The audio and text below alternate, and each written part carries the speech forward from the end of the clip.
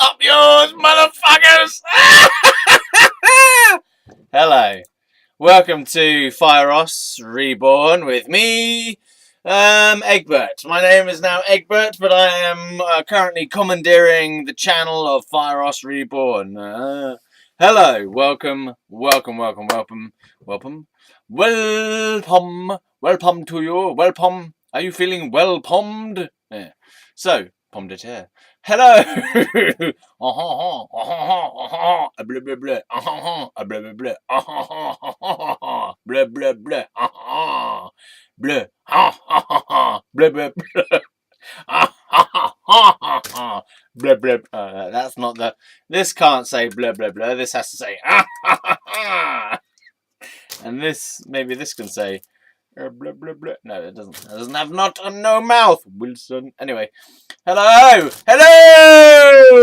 Welcome back. Are we ready for this evil sound of death? Blah blah blah. Okay, so I'm in a strange mood, as you can tell, because there is no because. Okay. Yeah. So, let's get depressed, shall we? Yes, let's get depressed, everyone. I can't wait.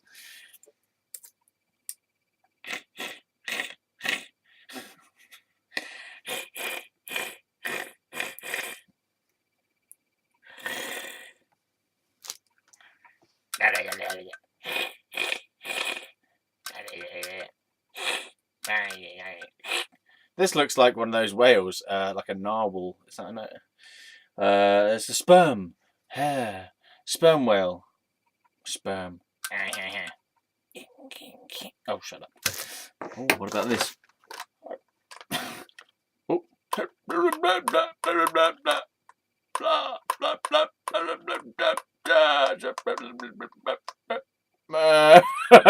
Okay. Everyone has a voice. Everyone, we all have a voice. Stand up and be counted.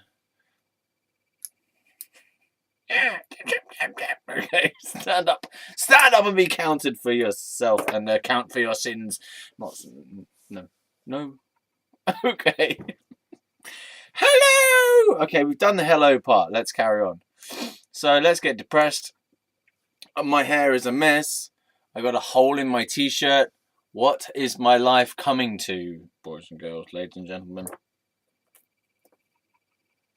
Whatever. Okay. Now that you're all on the same page. Blah!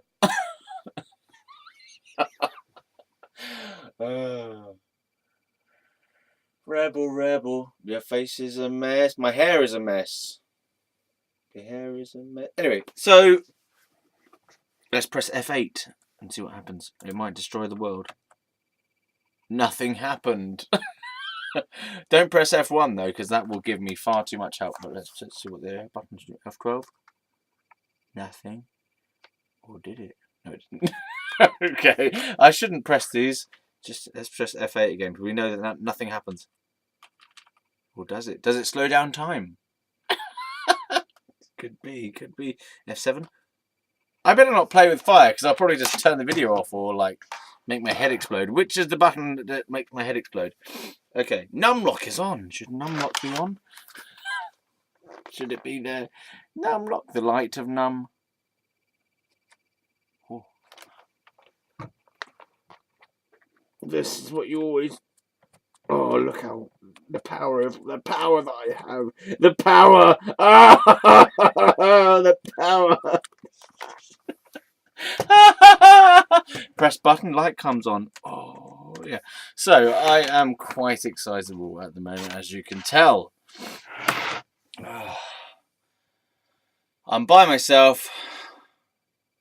I'm in a room by myself. I'm well happy. My mum's gone away. She's broken her foot. No. She has broken her foot. But that's no reason to celebrate any longer than necessary. She's hurt her foot. I don't know why I find it funny. I find it funny she's broken her foot. She sent me a picture and she put this and she's got her foot in a cast, in a plaster or whatever, with a sort of black thing supporting it as well, like one of these feet things that you put on the feet to support the feet in a cast, whatever. And I just thought, I don't know why I'm laughing. It's not. It's like something out of You've Been Framed. I'm treating my mum like a victim out of You've Been Framed. Apparently, she slipped up on the marble floor. You know, because she's gone off on holiday, and it's the first holiday she's been on by herself ever, because she's single now, right? Supposedly, anyway. I swear she's got a secret boyfriend. Anyway, so it's their first holiday that she's been away by herself. It's been like 2 years since she's actually been on a holiday of any kind, and it's been about 5 years since she's actually gone away for an extended period of time. She's only gone for a week, and as soon as she's got there, within 2-3 days, she's fucking broken her foot, so she's ruined her whole fucking rest of the holiday. Oh dear. I just find that just silly. Like, how do you do that? What? I mean, oh dear. That's just some kind of... I bet she was drunk. And she slipped up on the floor and broke her foot or whatever. And now she has to have a cast for the whole holiday, so she can barely fucking do anything. So possibly this means she will have to go on another holiday in the future to make up for this one, which is good for me because I get more time to myself. Anyway, so my mum has fucking fucked her foot up. I find it sad, yet also hilarious. It's just ironic that the one time she goes away to have any kind of peace and quiet and fun and happiness to herself, somehow she manages to ruin it by tripping up on the floor. No one else tripped her up. She tripped up herself. Yeah, so that's just interesting. She hasn't complained about it being painful or anything. If she'd said, "Oh, my foot's in so much pain," then I would have gone like, "Oh," but instead I just went, "Oh, fuck." I don't know, but it must be. It's really cruel. I'm really cruel, but I just find it very, very funny and ironic that you spend all this time running around after other people. The one time you go away to get some time to yourself, you injure yourself. It's just like, what the fuck? You know, you should have gone away earlier. Then you would have got this one out of the way. Anyway, so she's away. I'm by myself. I've been listening to my own music and other people's music. I started off with the Red Hot Chili Peppers, Blood, Sugar, Sex, Magic. And then I listened to a bit of Enya for 4 songs. And then I went, bollocks to this! And then I put on my own CD, the first ever CD I made. Recorded in a professional studio, the first professionally recorded the only professionally recorded piece of music, song, album of music I have ever made, yeah. And I feel like I feel a couple of things. I feel a sense of in that album, you have to hear it for yourself, but in that album, I feel that there's a lot of happiness contained in that album. You know, it seems to be an expression overall of happiness and jubilation and kind of enjoyment, fun, spiritedness, uplifting feeling I get from it anyway. I sat there in a meditation. I like to listen to music at this point in time in a sort of meditational way. I sit there in meditation pose and just kind of tune into the sounds rather than trying to dance or sing along or anything. I'm just like really, really trying to tune in at the moment. I'm just like I don't say but I listen really hard as best I can. But I'm not even listening necessarily to the individual sounds. I'm trying to listen to it as a whole. I'm trying to feel the whole feeling. So it's not even just listening, it's trying to feel it. And what tends to happen is I tend to get imagery coming to me. So I'll get lots of imagery. So different instruments and different musical parts will be like animals, actually. For example, the Red Hot Chili Peppers, I listened to about 7 or 8 tracks of that first album. Of that album, Blood, Sugar, Sex, Magic by the Red Hot Chili Peppers. I listened to about 8 songs of that in meditation, and I just kept having the imagery of different animals. So it was like a jungle. There was a monkey. Quite often the funky guitar. That was like a monkey.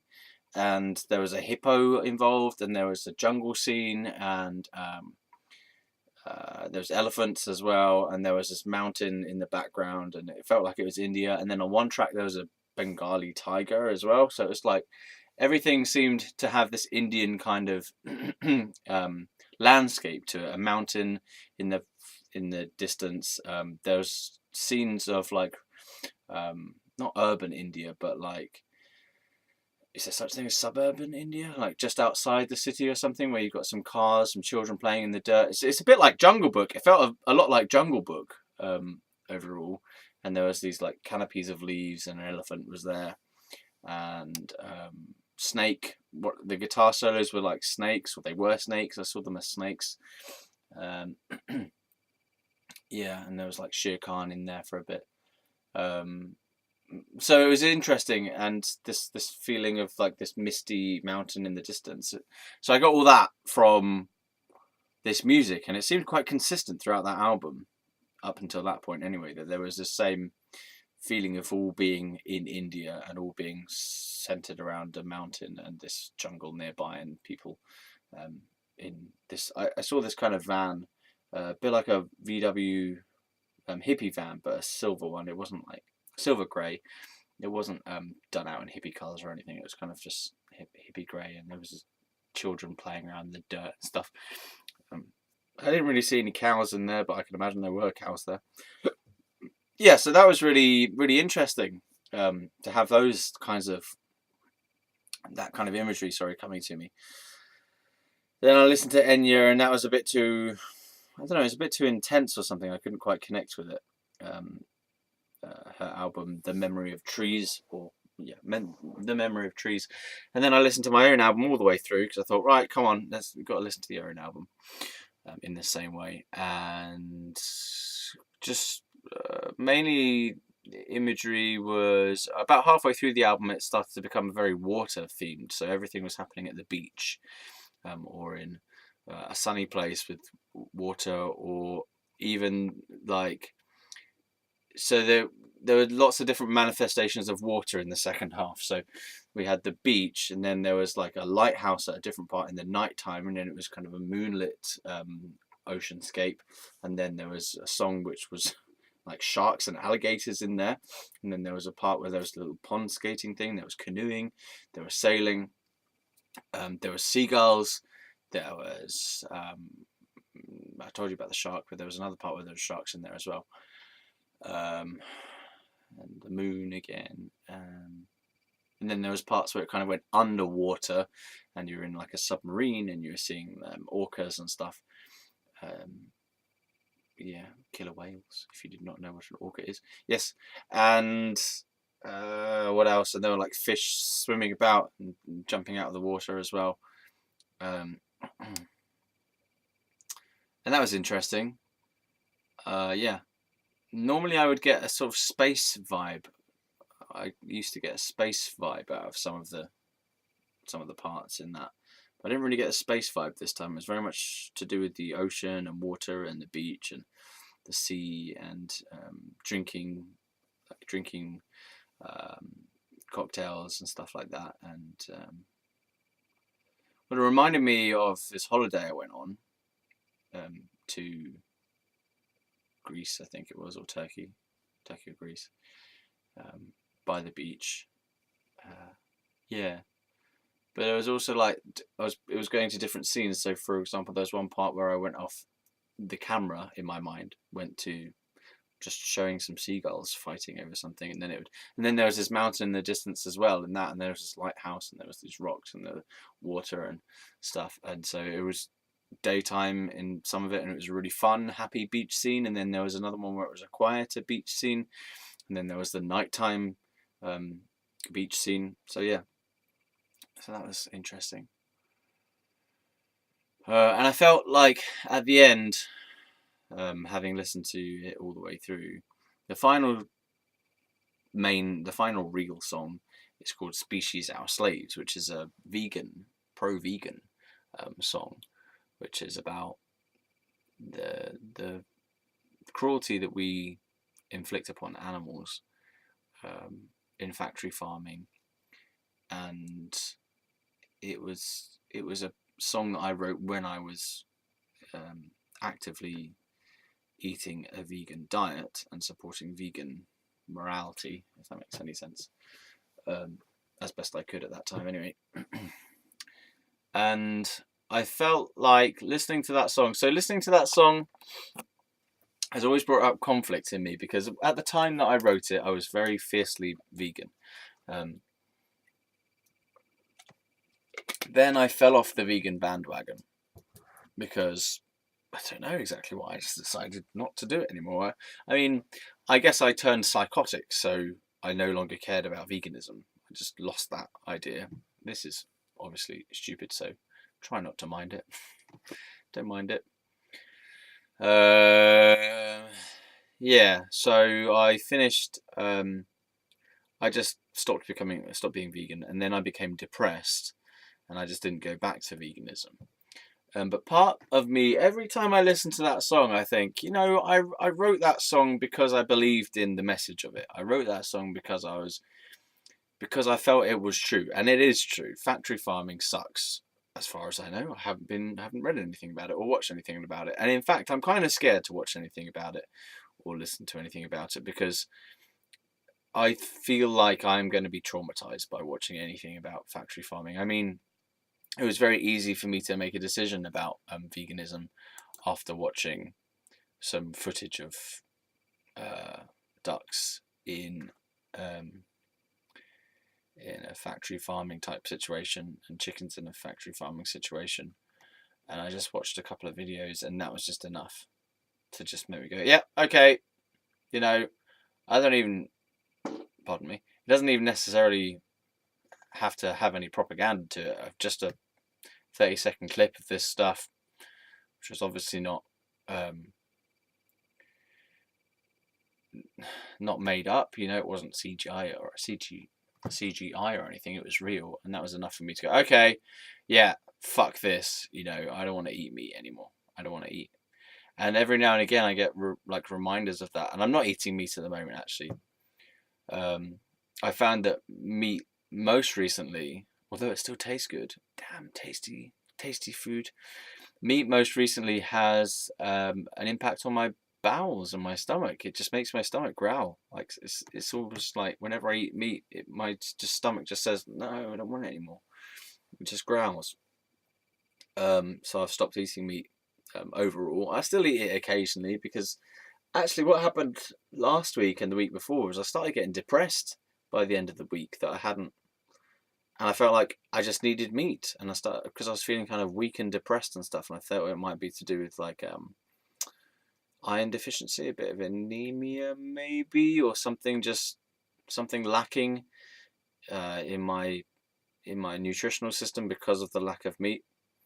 And I ate a load of bacon, and then I was like, yeah, that's fine, I'm happy now. And then the same thing happened again, so that's happened twice, where I go, okay, I just needed to eat a load of meat, and I eat a load of bacon, and I'm like, okay, I'm happy now. But the rest of the time, I'm just vegetarian. But it's strange, because I don't see myself as a vegetarian, if that makes sense. I'm eating a vegetarian diet because it seems to agree with my body more, and it agrees with my understanding of the treatment of animals. So, but I don't want to make an identity of myself. I think that's something I did wrong. I made a mistake about going, oh, I am a vegetarian, or I am a vegan, right?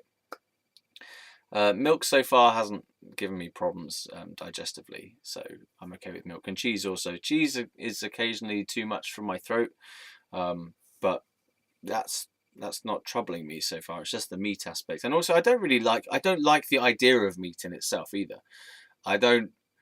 Meat reminds me of cannibalism, honestly. I mean, yeah, meat just reminds me of cannibalism. Like, if you actually think too long about what's in front of you, and you think, okay, so this is an animal who has feelings, in that it responds to pain, it seeks to continue its life, and then you're putting it through some pain, and then you're ending its life.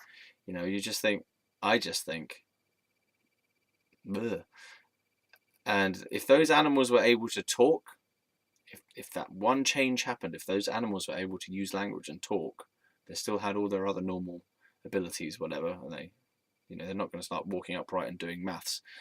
Maybe they will, but they're not going to, they don't have fucking proper hands and stuff. But if they could talk, if the animals could actually talk using our language, again, that'd be like another change that would just revolutionize the whole of the way that we think about the farming industry and the meat industry.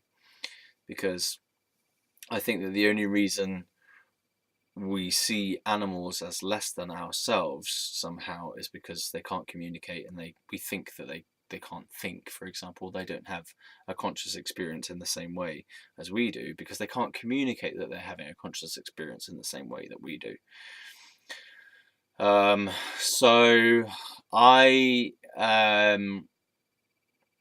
think that if we need to make some kind of magical device that you can put little headsets on cows and chickens and sheep and stuff for them to communicate their thoughts and feelings to us, and then we go, oh my fucking god, we're murderers. We are murderers. I mean, we literally are murderers, because we do kill these animals. And if you say that an animal is a being, and a live, living, sentient being with consciousness and feelings and some idea of thought, some understanding of their environment and the other beings that are around, then obviously we are murderers. We're a murderer of an animal. An animal is an animal is a human being. An animal is a being. An animal is a live creature. So yes, of course we're a murderer. That's the definition of murder: to kill another being. And so it just feels like cannibalism in a way, because to me there's not really much difference in eating a dead animal and eating a dead person, because a person is an animal as well. We have more abilities and more conscious awareness. We think anyway. We just have the ability to communicate and reason and write and sing and play. But I mean, elephants can draw. I've seen videos online of elephants with a paintbrush in their nose drawing. And if it can fucking draw a picture of itself, I'm not eating it. And so an elephant can draw and people hunt elephants, but what? So we're saying because a cow can't draw, oh yeah, we can eat them. But if we taught a cow to draw, then I don't think you should eat artists. But and it might sound completely ridiculous, but the difference between no one's going to eat their cat or no one's going to eat their dog. Well, why not? You'll eat a sheep. You'll eat a fox. You'll eat a squirrel if it's on the road. You'll eat a chicken, but you won't eat a dog. You won't eat your pet rabbit, but you'll eat the rabbit from the market or whatever. Or you won't eat your pet chicken. Maybe you probably will eat your pet chicken if you've raised chickens to eat. But just something feels very strange about it. I think we are the only species that actively raises other species in order to consume them. We actively cultivate. It's farming, isn't it? We actively raise other species. You don't see the lions. Lions don't go around feeding the antelope to fatten them up. Come on then, and to give them good conditions to make sure they grow well for the lion to eat them. We're the only, and in a way, it's just disgusting. It's oh my god. And sometimes I think of the idea that, okay, what if there was an alien species that came down and decided that because they had higher abilities and higher consciousness and functioning than we do, that we were animals and therefore we were sub-alien, because we think that cows, chickens, dogs, monkeys, fish are subhuman, right? So from the perspective of animals, if animals had a conscious perspective, maybe they do, then we are like this big, brutish, evil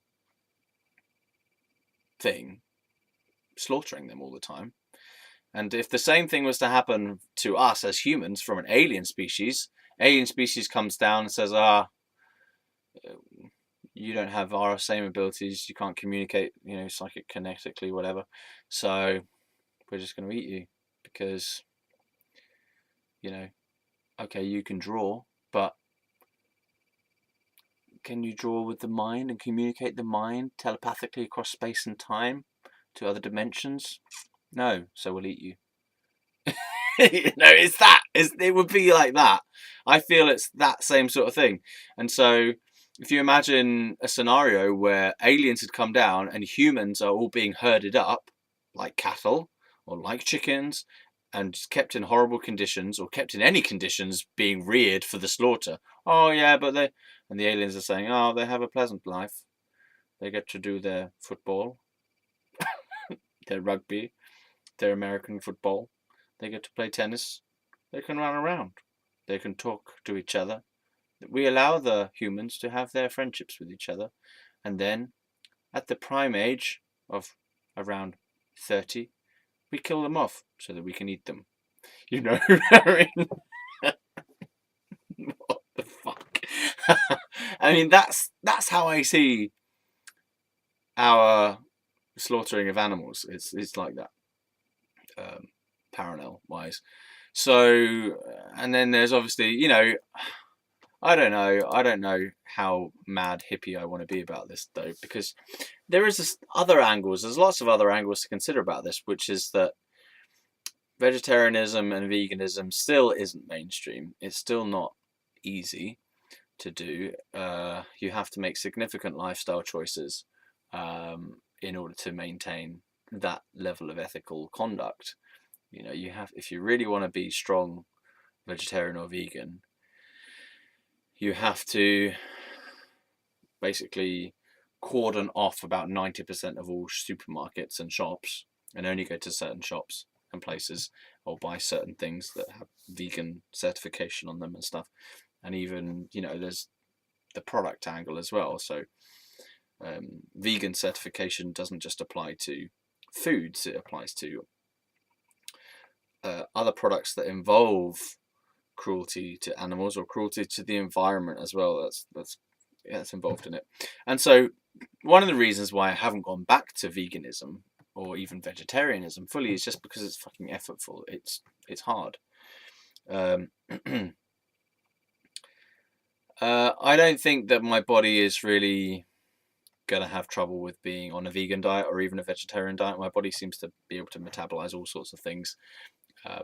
It seems to be able to take more nutrients from food than the average body. So I'm not problemized about the nutritional aspect of it. But so there's the laziness component, and then there's the whole identity aspect as well. We start forming cults and clubs around it. The veganism's like a cult basically. But it's only like a cult at the moment because it's not widespread. If it was widespread and everyone was a vegan, then honestly, I had this vision years ago of animals no longer being farmed. You just let them run around. Let them run around. Obviously, we would have to have a more safe society where we don't run animals over with cars all the time or trains and planes and stuff. But we just say, right, free them all. Just free them, let them go. Liberate animal liberation, like just open. Right, because we don't eat them anymore because we've chosen not to eat the animals. Sorry, then we just all the farming system of horrendous slaughter and containment and all the horrible conditions that the animals are in. We abolish it all. We let go of it and we don't restart it. We just free all the animals and they just go back to being animals in the wild. I don't think we'll ever stop eating animals forever, but I think perhaps our society is moving long term towards a more vegetable type of diet, because I think there is a growing consciousness around empathizing with animals, and therefore realizing that we don't want to harm animals. Going back to that same point about the pet thing, like having a pet immediately makes you think, well, this is an animal. So what is the difference It's just because I own this animal that I'm not going to eat it, but I'll happily eat animals that have been raised far away, that I have no idea really about how they were raised or how they were killed. And when they arrive to me, they don't look like an animal at all. They're just like slices of meat. But then again, going back to this earlier point about the meat thing, like when you look at meat, when I look at meat, I see that this has come from a living being, from an animal, and so I don't see it as just this piece of flesh there. I see it as it's a part of something that once was alive, that has been killed. And it's, I don't know, it's gross. It's gross. I find it gross because we look at meat from animals the way that a cannibal or these alien people would look at meat from a human. So I find that just quite disgusting. You know how a lot of us in Western society anyway have a meat fetish. In fact, I was listening to a load of people in a pub recently. They're all talking around a table and they're smoking cigarettes and drinking beers and wine and whatever. And I was just by myself waiting for my friend to show up. And so I just had this kind of 5 or 10 minutes of listening to these people talk while I was waiting. And they were sat around on this table, drinking beer, drinking wine, smoking cigarettes, and they were all just talking about meat and how amazing the different cuts of meat that they had had. So they were talking about steaks, and they're talking about different sauces on the steaks, and how the fine quality of these steaks and how delicious they were. And then they were talking about pork and these different like pork dishes that they'd had, how delicious the porks were, and how the fine cuttings of the pork, and then, you know, and it was all about taste and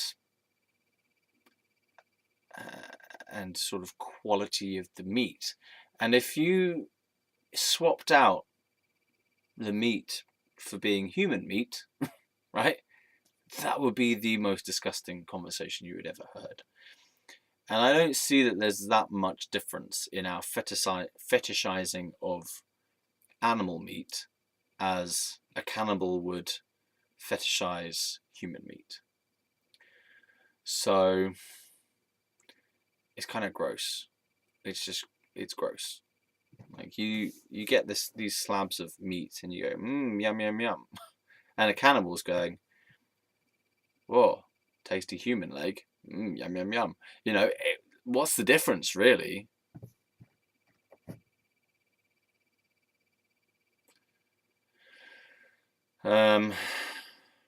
So those are the ethical understandings or sort of empathic reasons for not wanting to eat meat anymore. But that's part of it. But mainly it's about the feeling in my body of eating meat.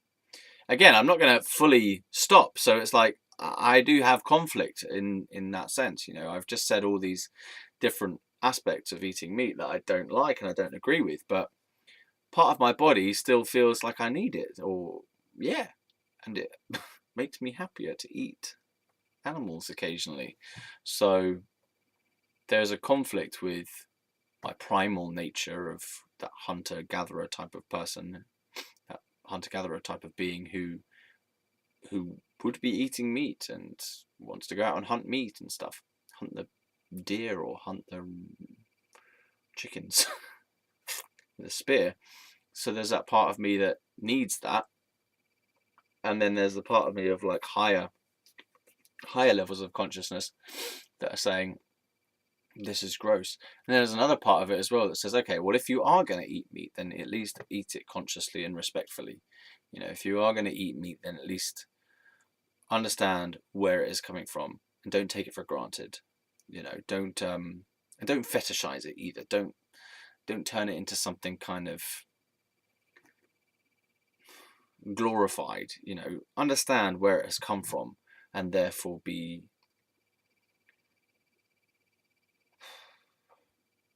I think respectful is the only word I can think of. Respectful to the fact that someone, I call it someone, an animal has given up their life for you to have this experience, for you to continue your body. So you should be grateful, really, that you're able to. I don't know. It's gross. It feels gross. Even to eat meat with respect sounds gross. I don't know. I'm still going to eat some bacon soon. But so I don't know. How do I? I'm just in conflict. There are different parts that are in conflict. I don't actually want to go fully vegetarian or fully vegan either. Not right now, because I feel like I'm separating myself out from other people somehow by doing that, and just I'm causing a rift between myself and humanity on the whole that eats meat. So, and also I don't want it to become. I don't want it to become a rigid principle either, because if you start turning things into rigid principles, then you start coming into conflict with other people as well. So that's the thing, you can't. You start becoming inflexible if you're rigid and you say, "I'm a vegan at all times," then you die in some circumstances. As in, like, if you're stranded on a desert island and you're suddenly a vegan, or you're a vegan and you're like, "Oh, I'm not going to eat any meat." Well, you're going to die then, because you're going to eat 3 different berries and then you're going to die. So you need to eat meat and you need to eat fish and stuff like that in order to survive. So bizarre. But yeah, I watched other aspects of this vegetarianism thing. I watched some random YouTube videos. I don't know exactly how they came up. They were nature style videos. One was about a badger, right? And this badger ate a whole tin of raw mince. Raw. I said it was raw, right? Raw mince. So not like cooked up, but just raw. And this badger, there's this pile of mince. Maybe it's beef, looked like beef mince probably, or lamb, but maybe it's beef. Beef mince, raw beef mince, right? On the floor. And this badger comes along and just eats the whole thing. That made me almost want to puke. It's disgusting. Can you imagine eating raw mince? So that was gross. And then you think, oh, well, leave the animals to do the meat eating. And then I suddenly think, oh, I'm definitely better than him. I'm better than that badger. I'm not going to eat raw mince. And then I watched another bit where it's a crocodile eating a terrapin, and that was gross, because this crocodile has no remorse whatsoever for the terrapin. The terrapin's going, and the crocodile's just cracks a shell open, and then the terrapin's like, gone. So it was disgusting. It made me want to puke. It's absolutely disgusting.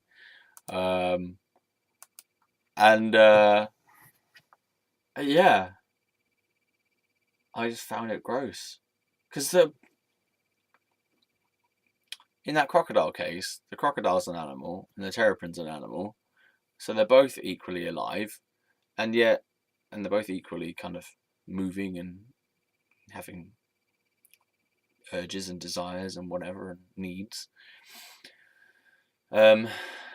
And the crocodile just goes, well, it's part of my nature to eat terrapins, so I've got to eat a terrapin. And the terrapin's there like, fucking hell, I would hate to be a terrapin just being eaten by a crocodile. Like, oh man, that sucks. Nothing eats the crocodile. How come the crocodile gets all the fucking... Crocodile gets to go around eating everyone? Oh man. God. It's just a bit disgusting. Because if you take the terrapin's point of view, the terror pin, like, you're there, I'm being eaten by a crocodile. Oh God. And then you just, oh, fucking hell. And that's disgusting because the crocodiles, they're like, I'll inflict pain upon this terrapin and then I'll eat it and then, yay. And the terrapin, meanwhile, is going through a horrible, horrible experience. You know?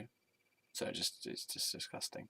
And that's similar to what we do with meat, because we're like the crocodiles going, you know, or not even, we're so disconnected from meat as being part of an animal, a dead animal that we've killed overall as a species. We've killed those animals, right? We're so disconnected from it, we just see it as an item. We just see it as something in the fridge, you know.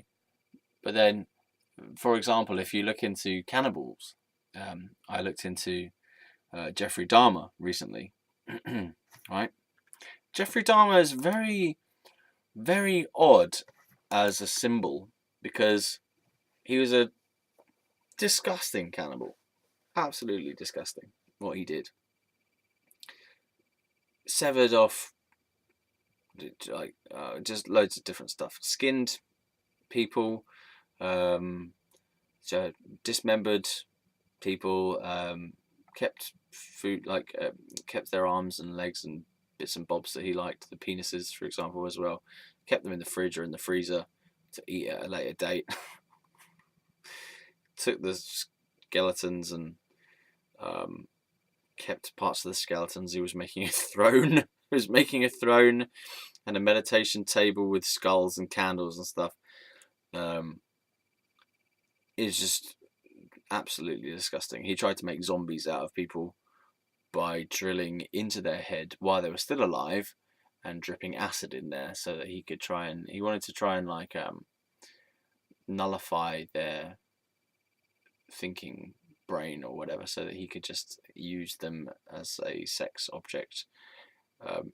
Disgusting, absolutely disgusting cannibal person, right? But some of that stuff maps across to how we behave with animals. So, for example, keeping animal parts in the fridge. It's like he kept human parts in the fridge. You know? What's the difference? Yet we find it absolutely disgraceful for a cannibal to do that with humans, but yet we find it perfectly normal and natural to eat the body parts, dismembered, skinned body parts of animals that we've killed.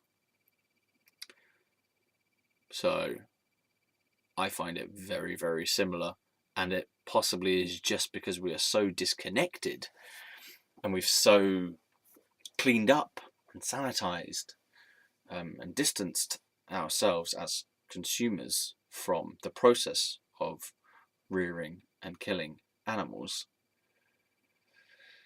and all the blood and skinning and everything and all the process of actually making meat go from being an animal in a farm or an animal in a wherever to being a slice of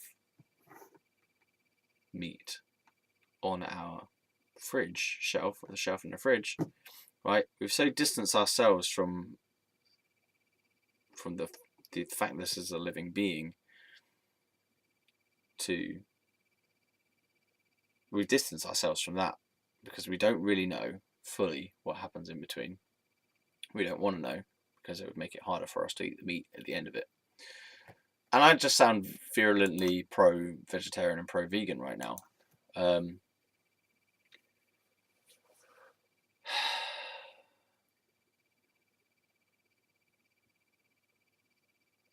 Maybe I actually genuinely need to stop eating meat completely. And that's what I was just coming to the conclusion of by listening to my album because of that song, Species Our Slaves.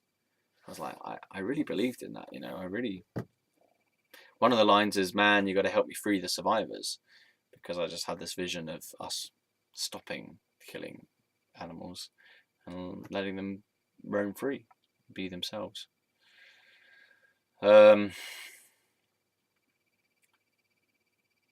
Yeah. I don't know. I don't feel like making a decision right now on a video. I'll make it my own time if I do make it. But yeah, I think cannibalism is very analogous to how we treat animal meat.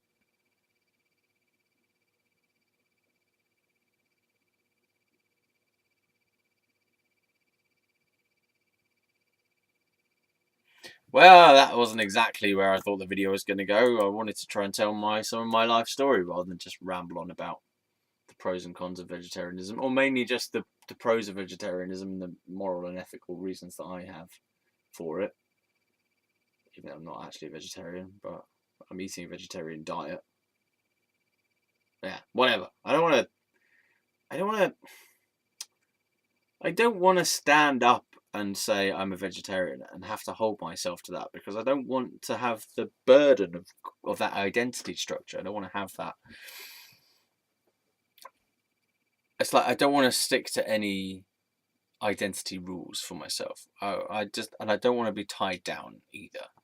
So I don't want to say yes, I'm a vegan, yes, I'm a vegetarian, because you start saying that and then people start having a perception of you as well, and people start telling you off for like, oh yeah, I occasionally eat bacon, or I occasionally eat fish, but you're a vegan. Yeah, but I don't want to like exclude the good stuff. But you say you think it's akin to cannibalism. Yeah, but I still like the taste, you know.